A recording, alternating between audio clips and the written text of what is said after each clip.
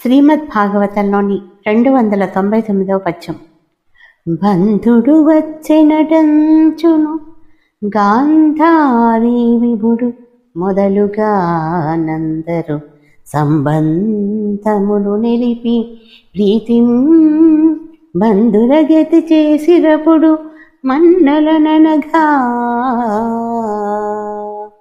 ఆత్మబంధుడైన విదురుడు తీర్థయాత్రలు ముగించి తిరిగి వచ్చాడని విని ధృతరాష్ట్రుడు మొదలైన వారంతా ఎంతో సంతోషంతో ఎదురేగి స్వాగతం పలికారు. 300వ పద్యం. ఇది వచన భాగంగా ఉంది.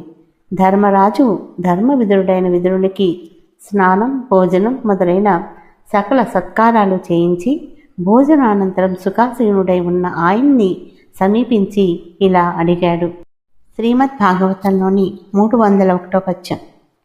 ఏ వర్తనంబుననింతకాలము మీరు సంచరించితిరయ్య, జగతిలోన నీ తీర్థములు గంటిరెక్కడ నుంటిరి, భావింప మీ వంటి భాగవతులు తీర్థ సంగంబుల ధిక్కరింతురు గదా, మీ యందు విష్ణుండు మెడయు కథన, మీరు తీర్థంబులు మీకంటే మిక్కిరి తీర్థంబులున్నవి తెలిసి చూడ, వేరు తీర్థంబులవనిపై వెతక నేల, మిమ్ము పొగడని భాషించు పేల చాలు, వర్తలే మండ్రులోకులు వసుతలోన, మీకు సర్వంబు నిరిగడి మీద కలదు.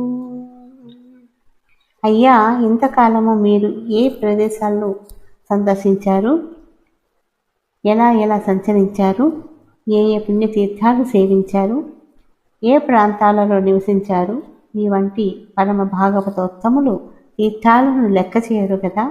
మీలో భగవంతుడు సన్నిధి చేసి ఉన్నాడు కనుక మీరే పుణ్యతీర్థాలు. ఆలోచించి చూస్తే మీకంటే మించిన పుణ్యతీర్థాలు పుడిమిలో ఎక్కడ ఉన్నాయి? మీ వంటి మహాత్ములను దర్శించి సంభాషించే అదృష్టం అబ్బితే చాలదా?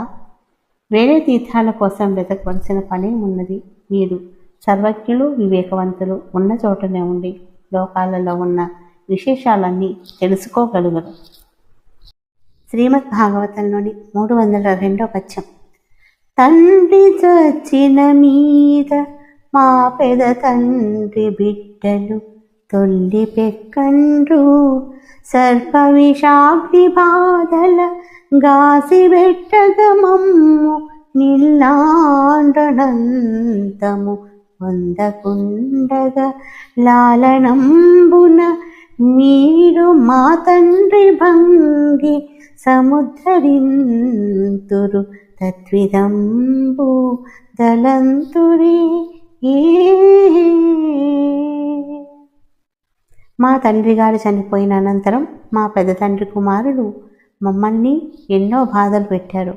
సర్పాలచే కనిపించారు, విషాన్నాన్ని తినిపించారు, కొంపకు నిప్పు అంటించారు. మా తండ్రి వంటి మీరు మమ్మల్ని, మా తల్లిని నొచ్చువాత పడకుండా అత్యంత అనురాగంతో లాలించి పాలించారు, కష్టాలలో నుండి ఉద్ధరించారు.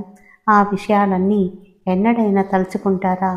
శ్రీ గోపాలకృష్ణ భగవానికి జై.